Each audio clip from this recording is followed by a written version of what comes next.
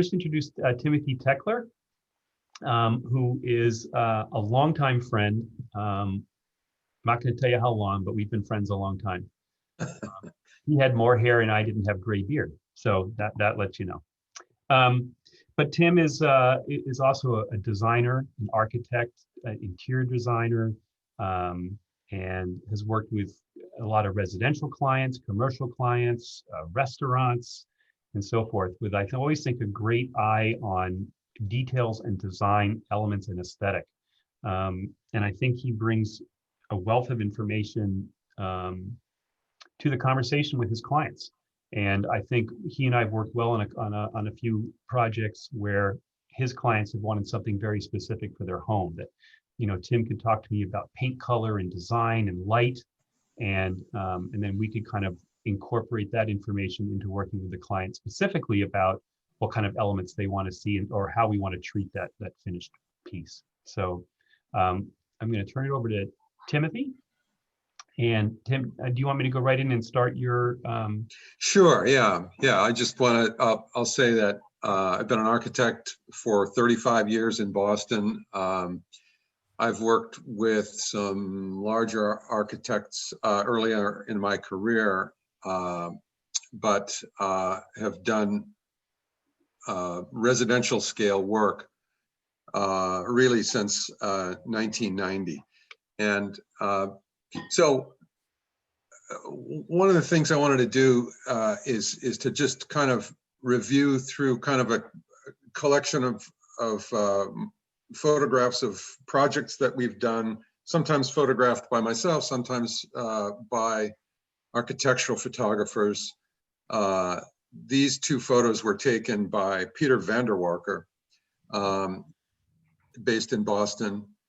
And really, I want to start it out talking about residential clients. How people live with their art is funny to me.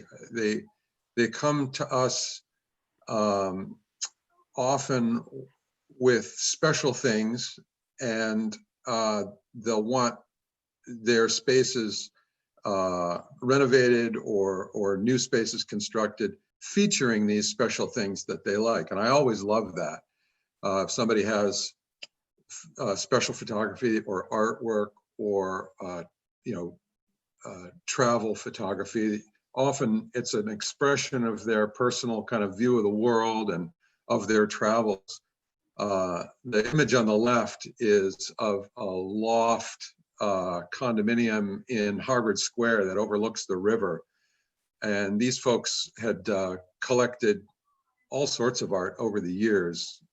There are small gouache paintings on the left.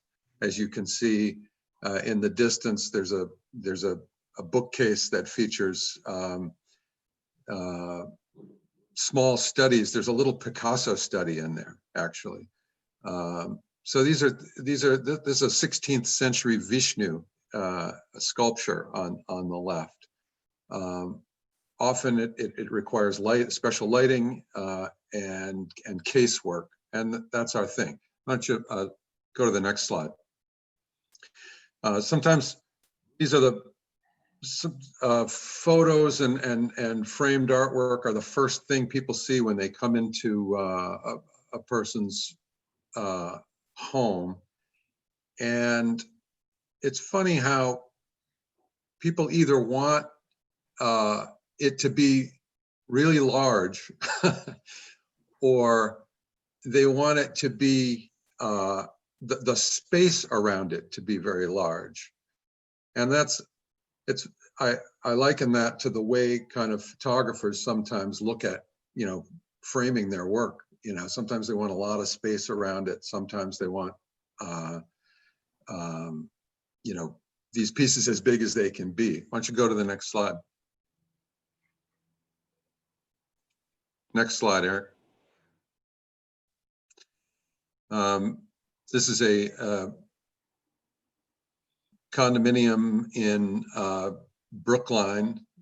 These folks used to live in South Africa, and they collected the paintings and sculpture from South African artists. And very specifically kind of had honorific positions for some of these paintings as we did the renovation. So we had to consider lighting and spacing of them and so forth. Next slide. Same on the left. People have special photos. They have these of on the left of Boston scenes, and on the right, a renovation that we did of a mid-century modern house in the Boston suburb.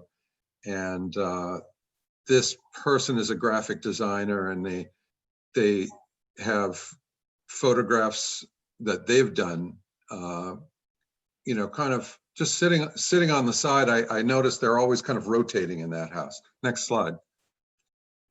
So a friend of mine, Mimi Bernardin, terrific photographer, and she's got a great sensibility. There's a little vignette of one of her photos in a home on the left, and I'm drawn to it because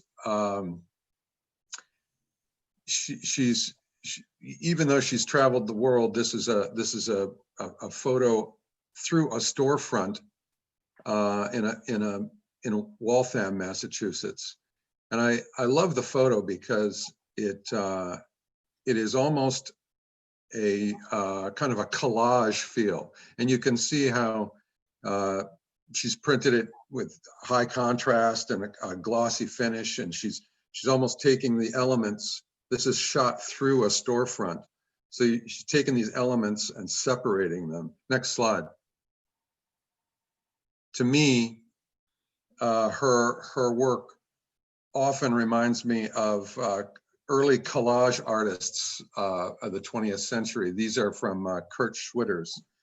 And I love the way they're kind of pulled apart and kind of early cubist sensibility. Next slide. So this is another photo from Mimi, who found this little vignette at the base of an apartment building in Mumbai, India. And it's leading into, it's just like a mundane space that leads into a parking garage at the base of an apartment building. But the way she has separated the spaces, the way she views it, separating the spaces and separating the colors, very painterly to me.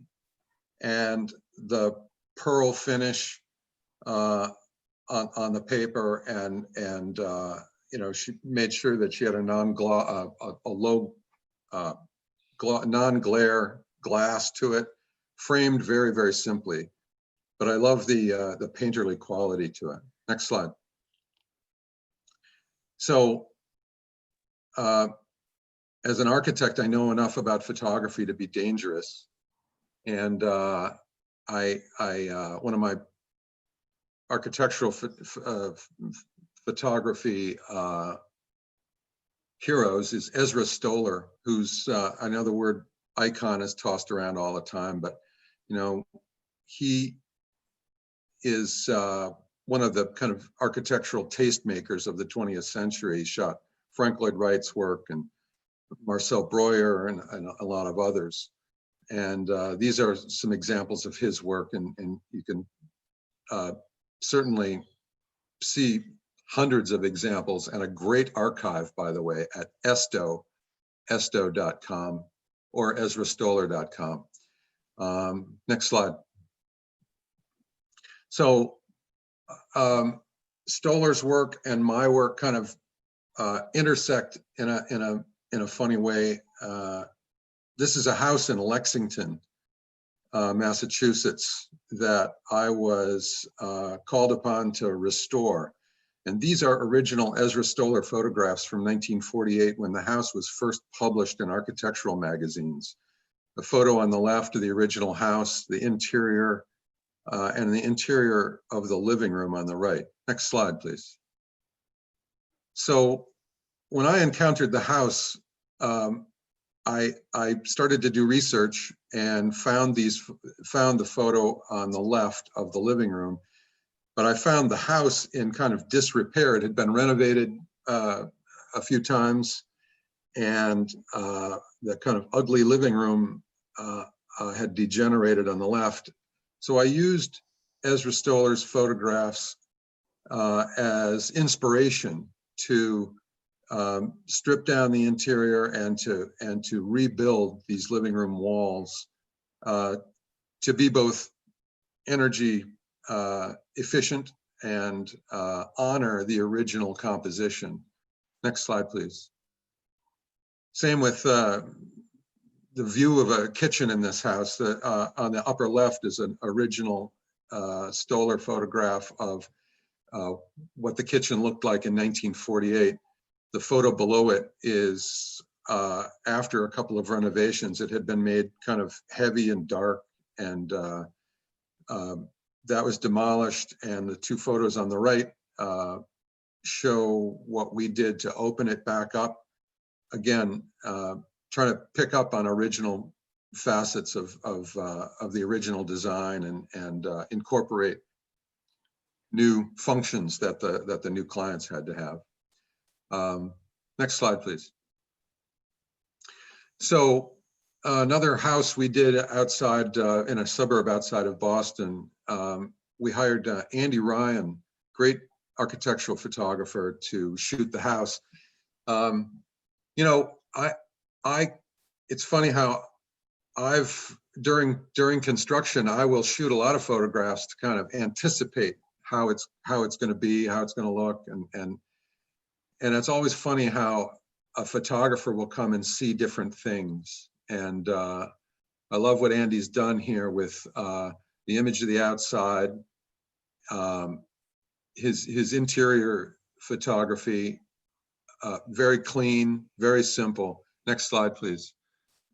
The delightful things to me is these little vignettes he finds outside the screen porch, how the sunlight comes in, the setup outside the table with a little vignette of the sunscreen over the porch, and then on the far right there, he's looking through the house into a lit courtyard beyond. So you're looking at like 4 spaces compressed into one image with all of these shadows, and it's just really a photo that I love. Next slide, please. So this is a house that we did on Shelter Island, New York, and it's right on the coast. The photographer Bart Michaels was hired to shoot the house, and those are 2 photographs that he did, one at dusk and one during the daytime. Next slide, please. You know, originally, so if you look up Bart's work, beautiful kind of austere vibe to them, very reductive in my mind, and there's a wonderful sensibility and his interest in light, obviously as a part of the composition, is often very kind of hazy and taking the edges off.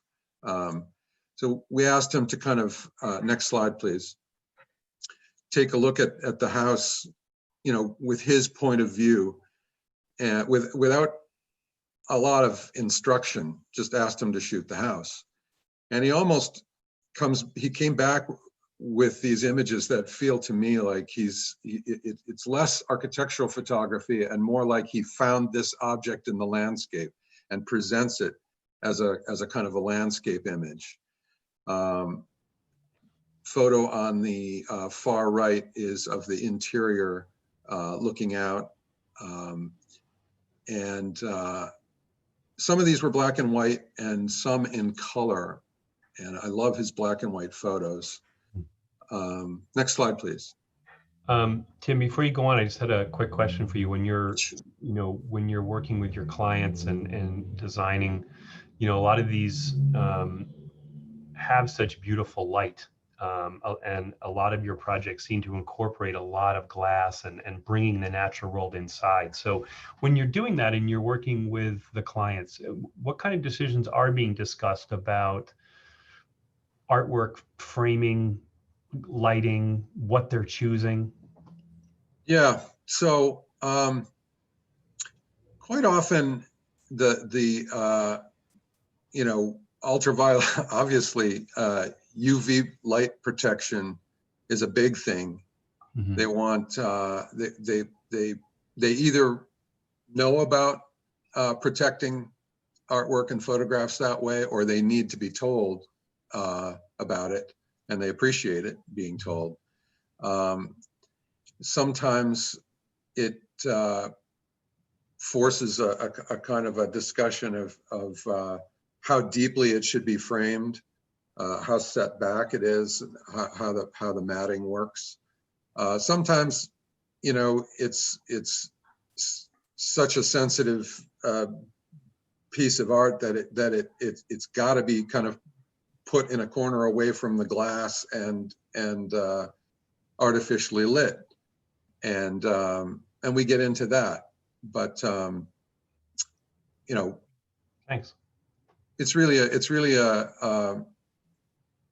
I've seen it all. People come with the strangest stuff, and particularly now these days, it's fun where people will be packing, in their phone, essentially a pretty damn good camera, and they come back with travel photographs, in some cases, that are very personal to them, obviously, and their families, and the ability now for them to kind of send you the file, discuss with you the size of the file, yep, and any techniques in terms of cropping and printing and presentation. And it's fun to tell them your capabilities, that they could, the width of some of these photographs and the height. It's fantastic, the capability you have, and it's limitless for them. sure. You want me to go to the next slide? Yeah. Yeah, I was just going to wind it up with this. This is a personal from me. So my father handed me an envelope once of 4x5 negatives that were shot during World War II. This is from 1945. That's my father's plane, and he's piloting it right in the middle of the image right there. And so this photo was taken by an Army Air Force photographer out of the cargo door of a plane in formation. And this photo sat in an envelope for 75 years in at my folks' house. And I gave it to DSI, and Eric and his staff scanned it and worked it over to the point where you could see the rivets in this plane. And it was something my dad just always coveted, and so appreciated in our family. But that's the kind of thing that it's amazing to see what you guys can do technically, and almost bringing something back, back to life after being in a closet for 75 years. Just amazing. Anyway, that's my thing. Well, thank you, Tim. Thank you. I appreciate that, and some good insights and some good considerations that people make when they go in and do that kind of work. Lighting and all of that. So yes, Andrea.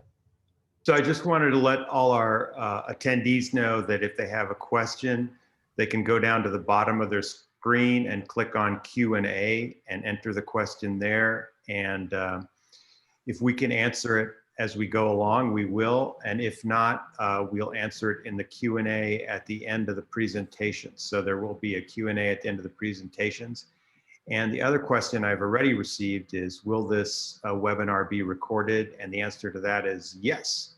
And it'll be placed on our YouTube channel after the webinar has completed and we upload it. And we sent out a follow-up email, and that follow-up email will include the link to the webinar. So to people who attended and people who couldn't join us, everybody will be able to see it. So our next presenter is Lynne Kortenhaus, and I've had the pleasure of working with Lynn on a few projects with late Boston photographer David Akiba. And I first worked with Lynn when they were building the big ink block building here in Boston. It was a big residential project. And the vestibule now houses 4 or 5 of his large 60 by 60 prints that we printed and mounted and face mounted and then installed into their lobby. So that was my first time working with Lynn. But Lynn is an accomplished artist herself and studied at RISD and did printmaking and painting. She founded her company Kortenhaus Communications in 1984. She is active in the Boston art circles and at the ICA. She's in the director's circle. She is active also out in Provincetown with one of their organizations. And Lynn's company isn't just doing interiors and design work on interiors. She's really kind of a full-scale marketing communications company. So obviously our paths have crossed because of what we provide.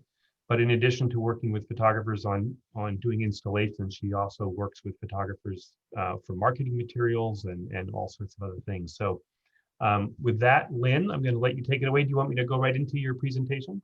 Yeah, why don't you, Eric? Thank you so much. Sure. And welcome, everybody. So as Eric said, I am a visual artist. I was trained at RISD, and Wrong one, sorry. Go ahead. What RISD really, I have, great respect for, for higher education. But what I like to tell people about my RISD experience is that they really, they don't necessarily teach you to be artists, architects, designers. What they really teach you is a visual language that you then adapt to become your own. And it allows you to ideate. And in today's world, more than ever, what companies and clients are looking for are people who are collaborators and innovators and creators. Ideas are the core to greatness, if you will. Great architecture, great writing, great anything in my book. And that's what RISD taught us, or at least that's what I walked away with. So a lot of people from RISD are not so much in there. They use their specialty, whether it's photography, printmaking, painting, architecture, design, jewelry making, sculpture, and they may not be just that, but they take that information, that language, and transfer it into other aspects of their life and professions. So for me, I've taken my visual capacity and language and used it to work with clients to help them tell their stories, craft their messages. And sometimes it's through words, sometimes it's through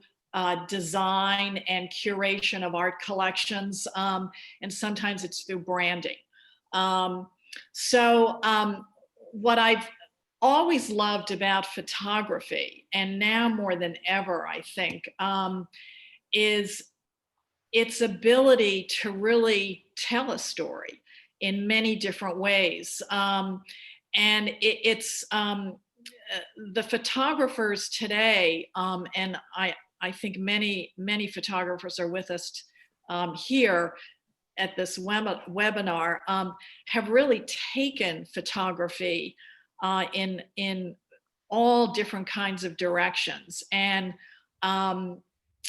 because I'm also, a printmaker, I love the concept, and Tim talked about it, of collage, and how how photographers can really take an image, and it can be very simple, or it can be very much a very complicated but beautiful series of collage imagery that they have transferred onto print.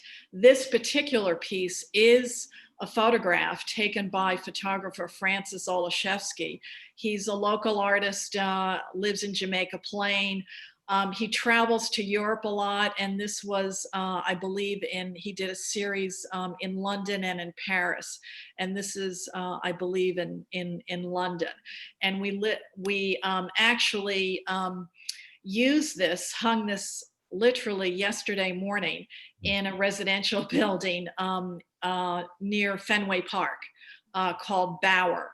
And Bauer is the brand of the building that is reflective of biophilic design, which is bringing nature more and more into the interior spaces, whether it's through light or elements of water, plant-like elements. And for us, with the when I curated the art collection for the property, it was really about finding imagery that reflected both an urban aspect as well as a nature aspect.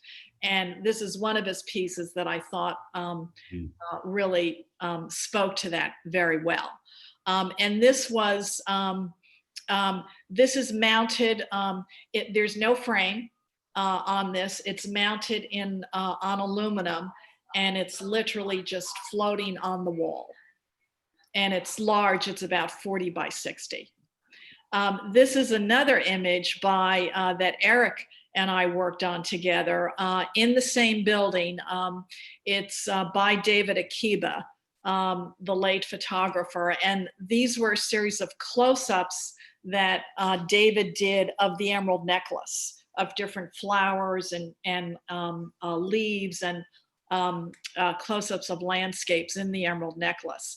And what I loved about David, he was funny when I began working with him, because I said his images tend to be very small and focused, even though they may be larger in form or in imagery. But he usually works small, 12 by 12 maybe. And so I said, "This is great, David. And maybe you want to, Eric, go to the next one with the blue light series." So this was a series he did of it was really paper. It's really photograms that he used. He used paper, cut paper, crumpled paper, worked with that in light, and created these series of photograms. And I said, "So David, I love these. We're going to take 5 of them, and we're going to make them big." And he said, "Oh, big. Well, I can do big. Like, you mean 20 by 20? I said, "No." He said, "Larger?" I said, "Yes." "So how large?" And I said, 5 by 5. And he said, "Feet?"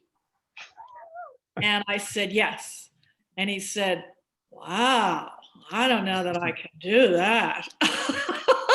So then we bring them to Eric's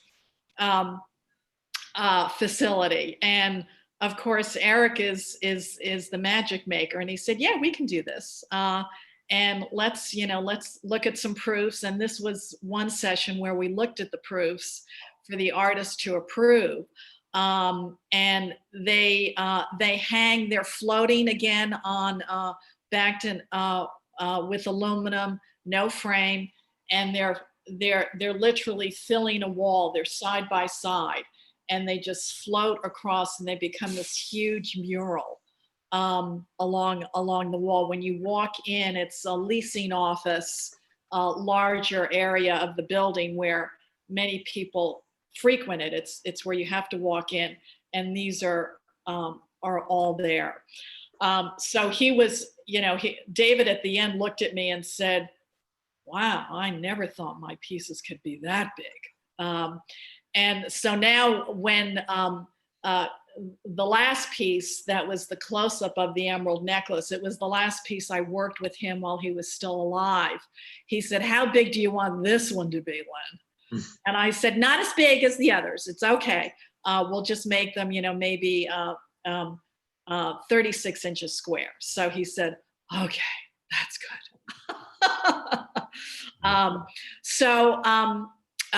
Let's move on to the next slide, whatever that may be. Yep, hold on one second. Yep. But one of the things that when I look for photography, for images to fulfill a space, as I mentioned early on, part of my job is to help clients tell their story.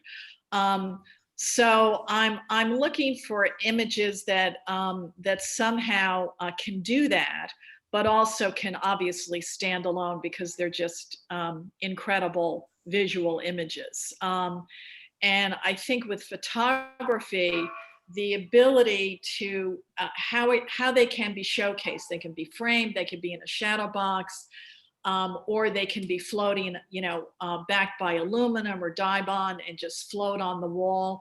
There are a lot of different ways to showcase photographs today, which gives me as a curator, more flexibility to showcase pieces in different rooms and different areas. Eric, can you Yep. now? I am trying to get back. Hold on one second here. I am trying to get back to this. Is that showing up or not? No. All of a sudden it's telling me. Still. I'm going to go back in. Sorry, it was giving me a screen share was paused. So here we go. Oh, how's that? that's good. So this is another image by that by the photographer Francis Olazewski.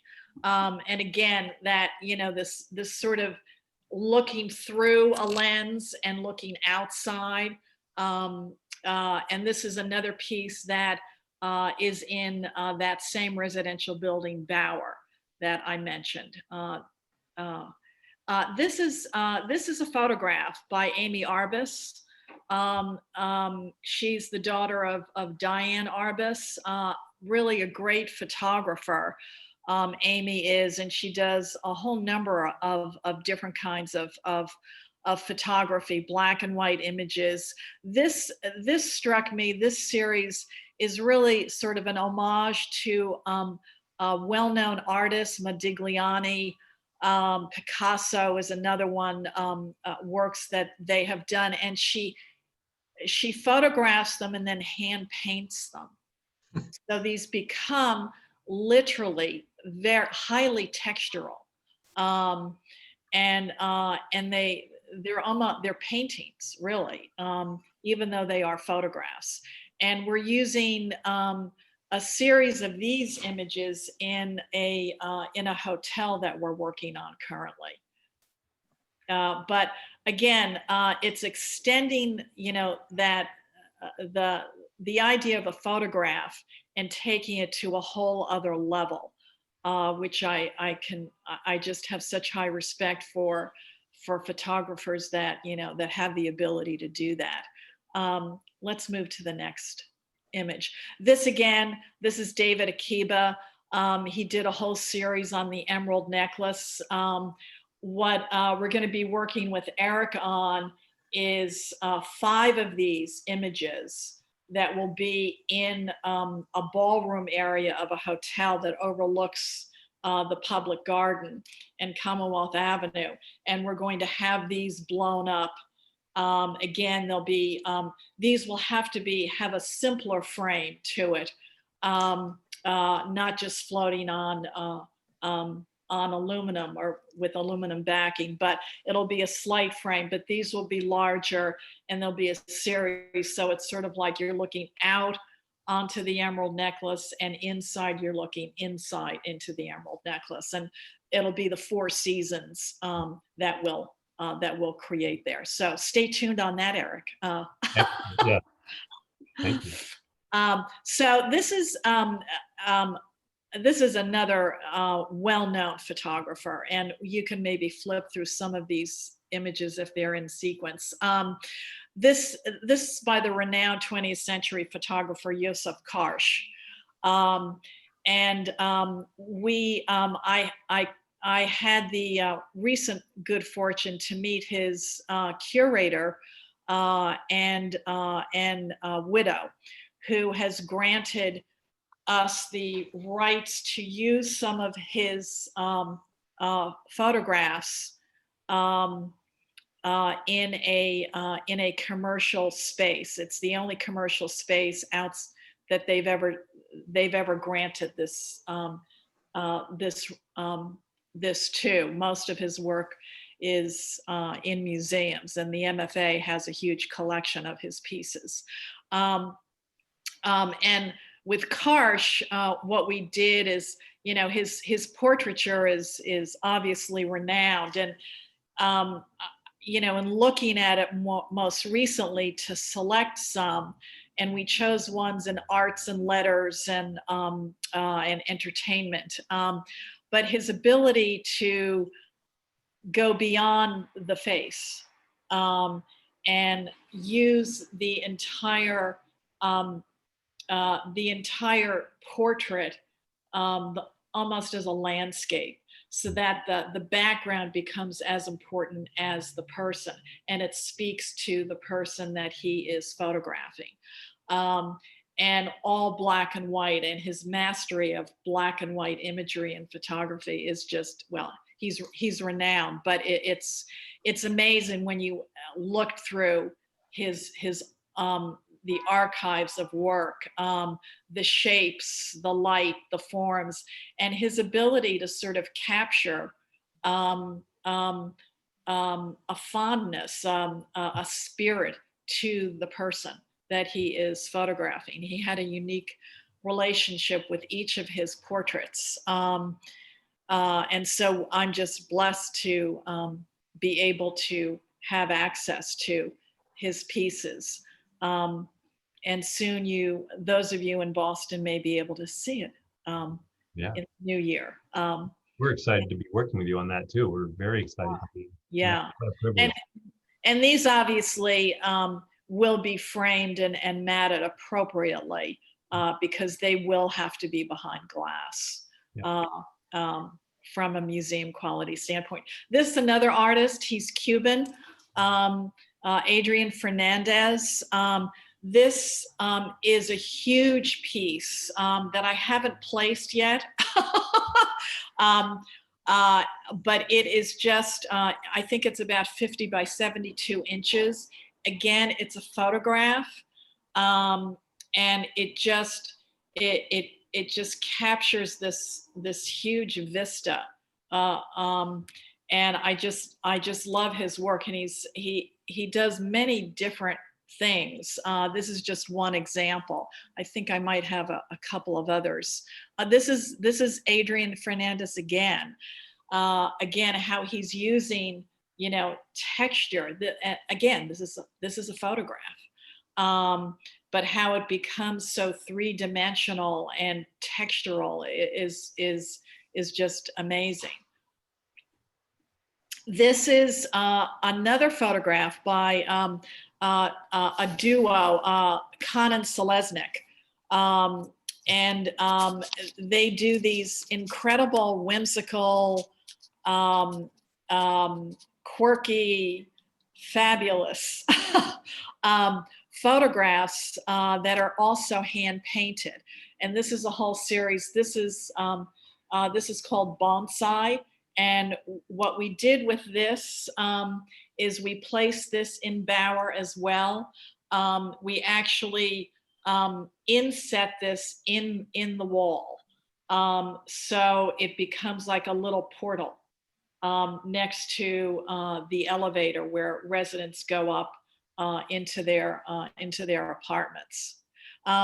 This is an image. There are a few of these. These are photographs of cells of plants. I don't know how this guy does it, but they're unbelievable. And there are two pieces that I think we have here that are, these are also, these are large. They're 60 by 60, as you can see, framed, and we place these one in each in offices, leasing offices in this building called Bauer. This, just as an example, is my own work. There's just one of these that I threw in. This is a work on paper that I recently did and showed this year. But that little triangle in the upper left side is actually, it's an etching that was a photo, it's a photo etching. It's a photograph of an old lithograph, black and white lithograph that I did many years ago. And I photographed it and transferred it onto a copper plate and etching, and then used it in this particular, excuse me, collage. This is another example of, this artist is William Scully. I think he's based in Upper New York State. But again, a photograph of cells of plants. And that's the other image that we placed just yesterday in an office. This is a photogram. And this is also by that very first artist that I showed you, Francis Olazewski. They're old, he found old glass negatives and then took a photograph and then worked it. And he's done a series of these black and white images. Again, stunning and very, very evocative. Maybe our last, yep, that's our, That was it. that was great. Beautiful. And really, So to all of those photographers out there, great work. And I just have such high respect for the medium and all that it can do. And, you know, for somebody like me who actually has to work within certain budgets, particularly with commercial projects, I may not always have the luxury of having, $100,000, oil or acrylic by a particular artist, but photography and works on paper, other works on paper, allow people, consultants and curators like me, to not sacrifice quality for price. And photography and its myriad of uses and applications, I should say, really afford me that luxury. that's a great point. Well, thanks, Lynn. I'm just going to pop into ours briefly here and just get that started back at the beginning. So I'm just going to talk briefly about some of the work we've done and some of the clients, and again, try to focusing on treatments. This is photographer Tess Atkinson, who we've been working with for a long time in Boston. And this piece is actually, it's a face-mounted print, which we'll show you in a little bit how that works. But then it's put into this float frame, which, float frames can be nice because, in some cases you still want the image to feel encapsulated and held in place by a frame, but you don't want the look of a traditional matte frame. So this is a nice way of being able to do that. And again, we've worked with clients. This is an installation that was being done in Boston at the TD Garden. And they basically went back and found a whole bunch of historic photos that they came to us that we were able to reprint. And again, this shows sort of an example of what Lynn was talking about. All of these prints, again, to keep them protected, were mounted and then face mounted with wall brackets on the back so that, you know, the print surface would be protected. And some of these were very large scale. I think this one was like a 40 by 50. And it was really great to see some of these great old Boston iconic people and images to be up in these offices over at TD Garden. So Eric, I just want to throw in that one of the things that we do quite often is people have archives of images and they want to use those in interior spaces. I know Lynn works on projects like that where she finds archival imagery and places them in interiors. So I think I want to make two comments. One for photographers is that your archive is valuable, and here's a plug, we can digitize that. And the other question, I guess the other comment I'd like to make is that if you're a designer, that you might want to consider also mining what the client has as far as their own personal archive, or in the case of the TD Garden, like we did that job, there is a historical archive attached with that project. Thanks. Those are, yeah, and we'll talk about a little bit about the digitization right at the end of what I'm showing. So this was a very complex project for us. In this case, the interior designer that we were working with, William Gregory, came to us and said the photographer really wanted an extremely large print, which exceeded the width of most fine art papers available. So we came up with this idea of doing it in panels and then mounting each individual print with a 1/4 of an inch in between, and then putting it in this exceedingly large frame. And it was very heavy, but we got it. And here it is installed in the home of the client in the back bay.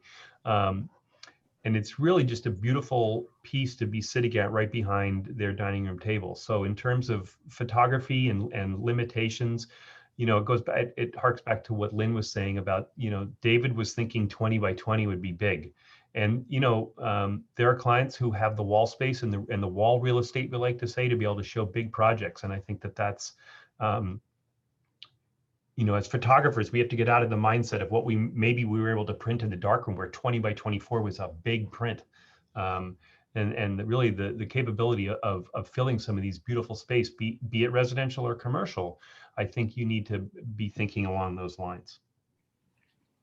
And the other thing is how you display things. You know, everything doesn't have to be big. These are literally 8 by 10 prints individually adorning a wall in a office space of all these aerial photos.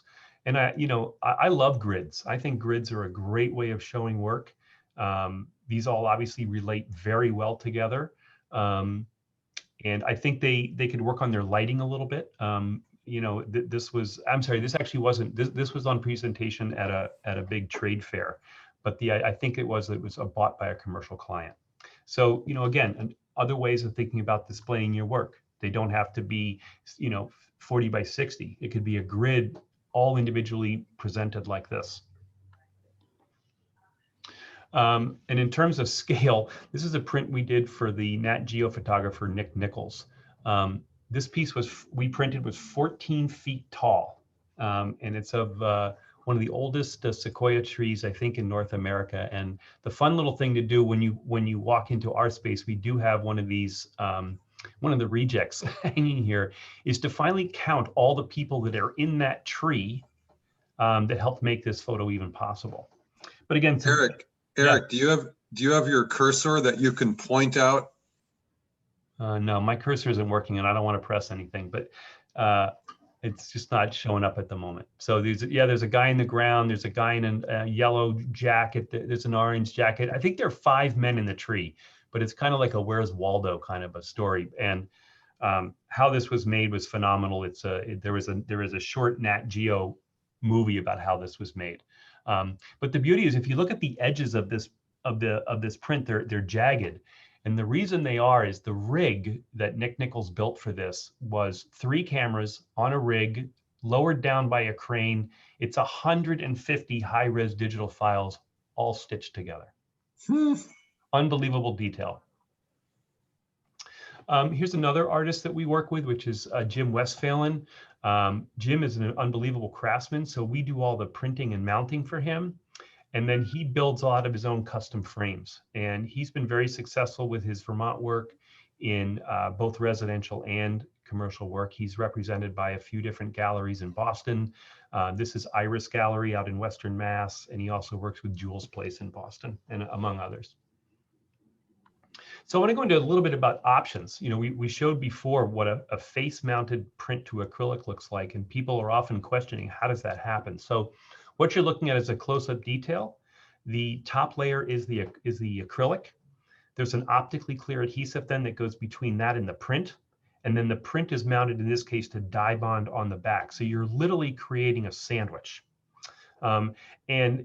You know, for a lot of people in commercial spaces, having the surface of that image protected, it can be a key concern. So you can't always have prints mounted to walls without some protection on them. So we can either spray them, or in this case, like we did the face mounting. We work with a frame company that makes these beautiful, seamless, welded aluminum frames. So there are no joints on this anywhere. The prints are mounted, and then there you can see the screws in the side. The screws will always match the color of the frame, and they're absolutely stunning to work with. This was a project, the other part of that project we did for Nick Nichols, that was at the Philadelphia Museum of Art. And you know, and then sometimes, like Lynn said, when you're on a budget, you know, we can also just do very simple black frames and a mat. You know, maybe the photographer wants something more traditional in their environment, and you know, we can do that. This is literally an 8x12 print and a 12x16 frame. So, you know, not everybody wants uber large projects. You know, we can work anywhere in between. This is a photo by Bob Packard, a Boston-based photographer, and this is like one of the pieces that Lynn showed earlier. It's the print is mounted straight onto die bond. There is no glazing on the front of this, meaning no glass, and just an aluminum bracket on the back. And so it's a nice, just again, a nice feel how it just kind of floats. Like I like how this feels and floats all around. Another option, which I showed a little bit earlier with Tess Atkinson's work, is so this print is printed on a beautiful fine art paper and then sprayed to protect the surface with the UV spray. It can also protect it from fingerprints, and it does add some UV protection to the print, but now you're not fighting with any glare. And you can kind of see a close-up of the corner. What you get is this beautiful, so they call these a float frame because the image appears to float inside of the frame. And again, just to illustrate kind of the scale of what we can do, this was for a residential client who took this photograph. I believe this was in Tokyo. And the finished piece is literally in a 10-foot frame. And it really was an all hands on deck to be able to mount this print in-house. And there's Lexi and Annie literally putting the frame together. Very highly detailed, very clean operation, and here they are holding it up. I mean that, and then I didn't bother putting the picture of the crate in here, but we crated and shipped this down to South Carolina. But it really is, you know, again, it goes back to thinking about scale and what people could want in their homes. So this is using a solid wood frame. It's museum acrylic. So even though you see some glare there, it is drastically reduced by using museum acrylic. And the last thing we'll just talk about, where Andrea touched on it, is that this is a painting. A friend of ours, his mother was a really established painter, and we helped digitize her entire painting collection.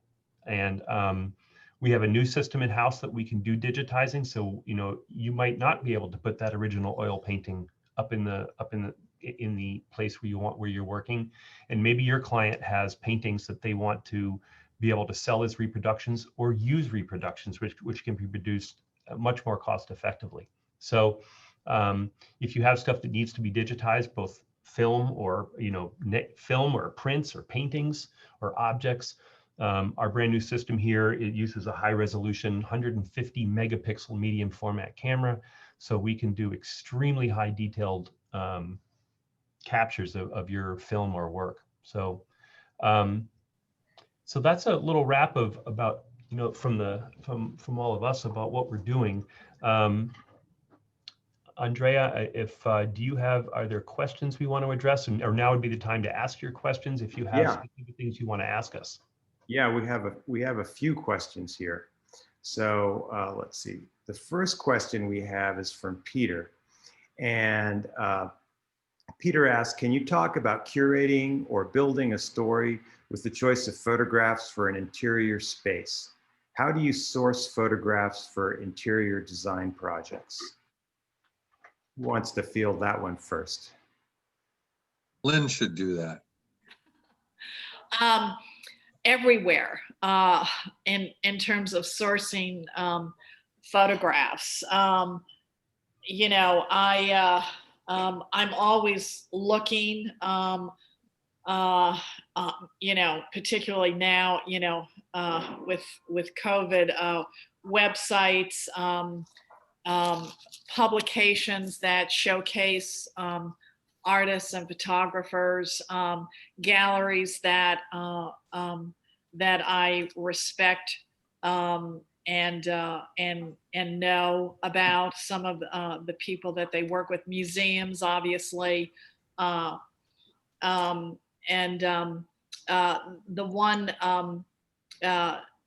museums and art organizations that I'm involved with, are also great resources for me in terms of emerging and contemporary artists, to see what's out there, and what's new and what's different, and what might work. So there's no science to that. It's really about relationships and finding, being as aggressive as you can to find the right pieces that tell the client's story. So there's another question I think that kind of piggybacks into just, that well. My question just for Lynn on that is, a lot of photographers are trying to decide, the best places to get their work seen. Do you spend much time on Instagram looking at photographers, or if you hear about a photographer, if you hear about a photographer, are you going to Google first and look at their website, or are you likely to look at Instagram? I actually am going to go to their website first, and not necessarily just Instagram. And I like to, because I like to tell stories. I also like to learn about the stories. So I want to know about, what the photographer, who the photographer is, what their background is, what their, what their story is. It's a lot of my work, which is I find special for me, is that intersection between art and community, and building both together to tell a larger story. Right. So one of the other questions we have that kind of piggybacks into that, and I think Eric also kind of touched on that, is Debbie asks, I'm just going to read the second half of her question because I think you already answered the first half. And Tim, feel free to jump in as well. How do you recommend photographers access you and other curators? And I'm going to also throw this in / designers. Well, that's a wide open question. And the easy answer would be, you can always send me your website or your links. And I do get a lot of that. But I also think it's it's showcasing your work. If you've, gotten an award or you've got an exhibit going up in a gallery. Um, it's really paying attention to your own presence in your own world. But you can certainly email me with a link to your website. I can't guarantee you that I'm going to respond to you, but I will look at it. I look at as much stuff as I possibly can. I just put a link up to your website up there for everybody, so you guys can click on that and get access to Lynn's site and see all the stuff that she's involved in. And I'll put Tim's up there next. Yeah, I put them also, they're in the chat earlier on. Oh, yeah. Okay, great. So, but we'll do it again. But I think going back to that question, it's really trying as best as you can to be in the know. There are a ton of, curators and art consultants out there. But I think, the more you can be in front of curators of galleries and museums, they really do, they are the taste makers, if you will, and kind of know the pulse of what's going on out there. And the same, I think, is true with designers and architects. But I'll let Tim speak to that. Yeah, no, I'm constantly looking at either design magazines or images, photographers' images that appear in other architects or designers' websites. Architects definitely talk to each other about photographers and who they like working with, and I have definitely recommended the people I've worked with several times. A lot of it comes down to process and a person's point of view. Some photographers really like to kind of use kind of HDR and work over an image and make it squeaky clean. Some go in with available light and are very kind of handmade, getting the light just right, and they'll wait half a day for that right shot. It's like it just depends on what you're looking for. But I am intrigued by various photographers' approach and point of view, and really they end up being partners in the storytelling of your work, or the storytelling about the project. Sometimes how did it evolve, and especially for us, how does the building engage the landscape? We're all about that. That's what we kind of primarily do, and I'm always looking for people who can help convey that. That's great. And a question that I had actually about that was, how often does it happen that when you're working on an interior design project with a client, does the topic of art, let's just call it artwork, come up as far as, in kind of conceptualizing the overall project? All the time.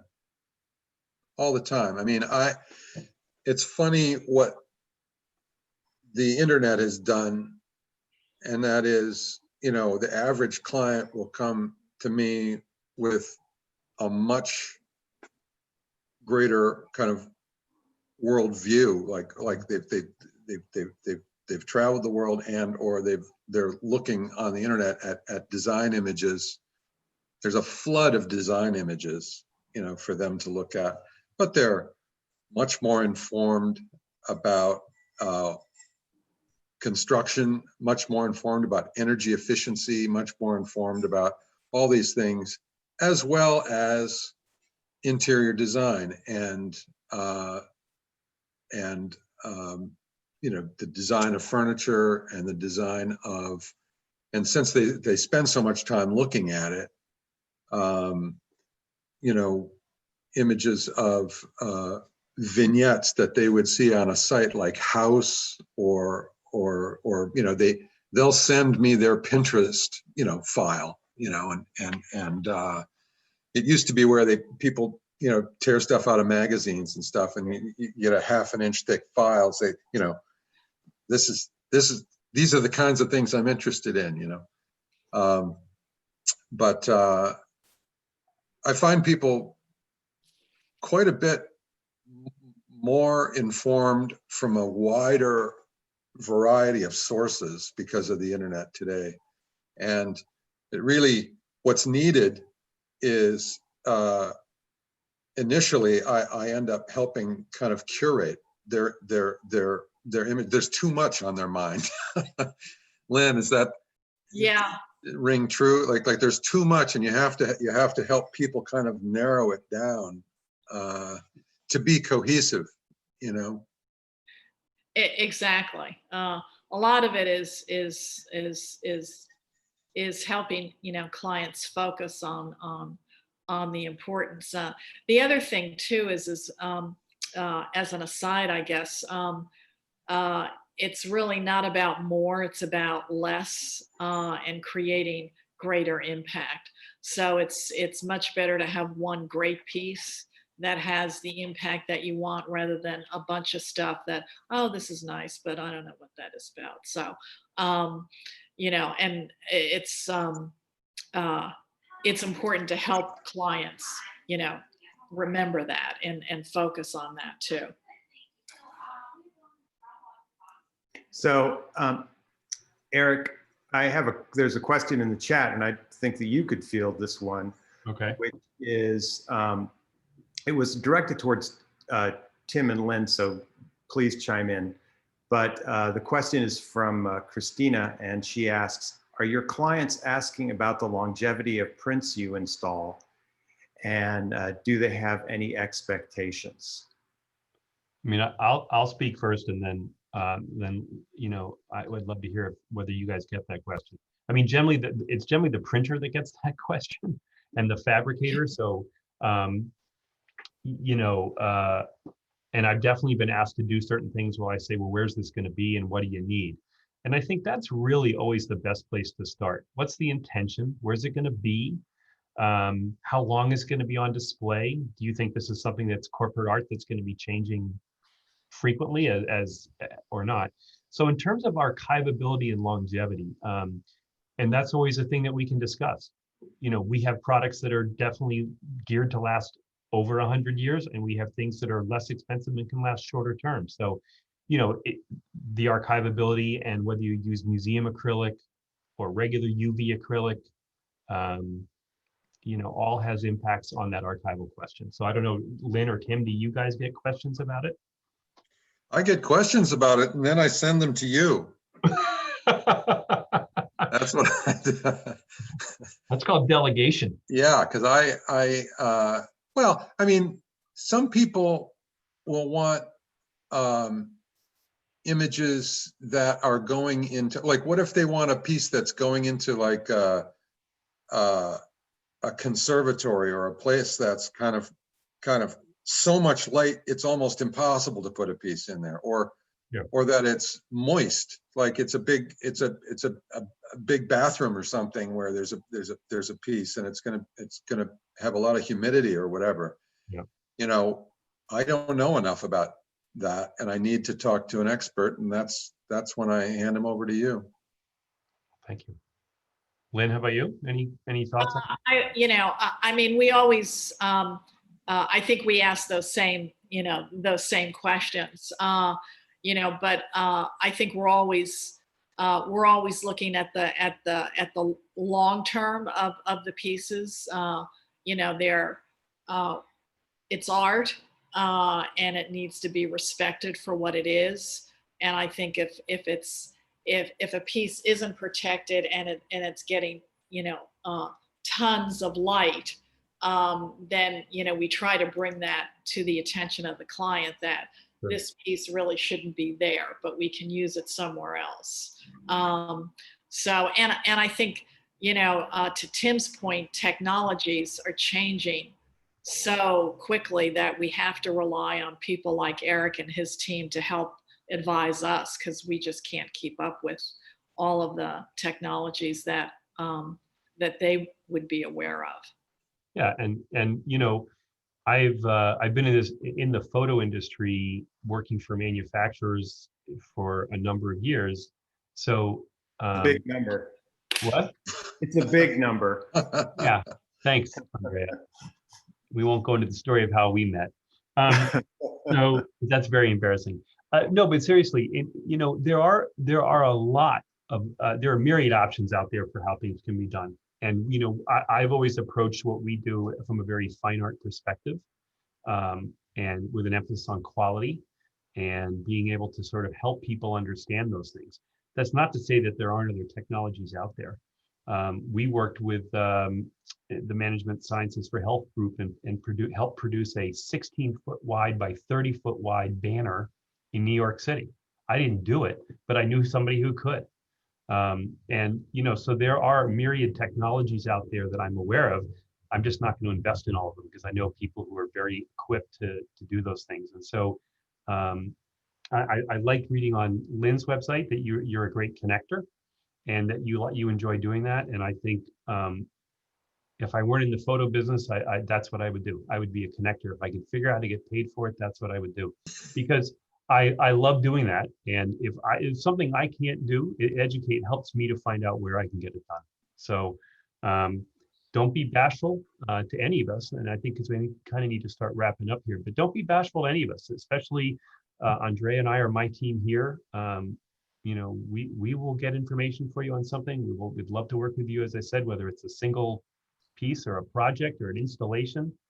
Feel free to email us and reach out to us. And I know we just posted both of Lynn and Tim's websites, and they're offering, if you want to approach them with your work, it sounds like they're both open to looking at work, and respect their time. And they may be busy, they may not be able to get right back to you, but doesn't mean don't reach out to them. So, but I think this was really helpful, and I really want to thank Lynn for spending the time with us today, and thank you also for all the projects we've done and continue to do with you, and Tim, the same thing. I really value your input on many levels, and as a designer and a very aesthetically minded person, and I enjoy that. So thank you. Appreciate being included. So unless there are any other questions, it's about 12:15. I promised one other answer, Eric, which I answered a little bit online, but I think that we need to maybe address that. I know we've talked a lot about very large scale pieces of work, and we also had a question about how large can you go from a specific file. So maybe you could address that a little bit for our audience. I would say the best thing to do is, if you're not sure, and you're not, you're more of an artist and less technically savvy, send us the file. We'll tell you. We'll be honest with you. We'll tell you what's reasonable or not reasonable. We don't charge for that, because the last thing we want to do is print something that looks bad, because then you look bad and we look bad, and nobody wants that. So we can talk to you about it. If it's a 35 millimeter slide, our new digitization system, you can make 40 by 60s out of slides today. David's work that we did was 5 feet by 5 feet. Those were 2 1/4 transparencies that we scanned for him. So it also comes down to an aesthetic and about image quality. Who was the great Beatles photographer, Benson, right? He had that pillow fight image. I saw one of those blown up to 48 by 72. That was shot on Tri-X film in a hotel bedroom. You want to talk about grain? Sure. But if you love that image of the Beatles having a pillow fight and you don't care about grain, make it as big as you want it. So, but send us your questions. Send us a file. Kayla, who's our main customer service person, or I, or Christopher, one of us can give you an honest answer. Terrific. All right. So everybody, please stay safe, stay healthy. And I am going to do one political comment. Andrea, don't cringe. Which is, if you're on the fence, get out and vote. You have to vote this year. Our lives depend on it. So Here, here. Here, here. that's all I'm going to say. And tell your friends to vote. No apathy wanted. So thank you, everybody. And Thank you all. yeah, we appreciate you joining us and wish you a great rest of your week and a good weekend coming up. Yes. Stay and this safe, everybody. And the Thank you. webinar will be posted on our YouTube channel, and there'll be a follow-up email for everybody that signed up for the webinar. Thanks again to both our panelists. We appreciate it. Thank you. Bye-bye. Bye now.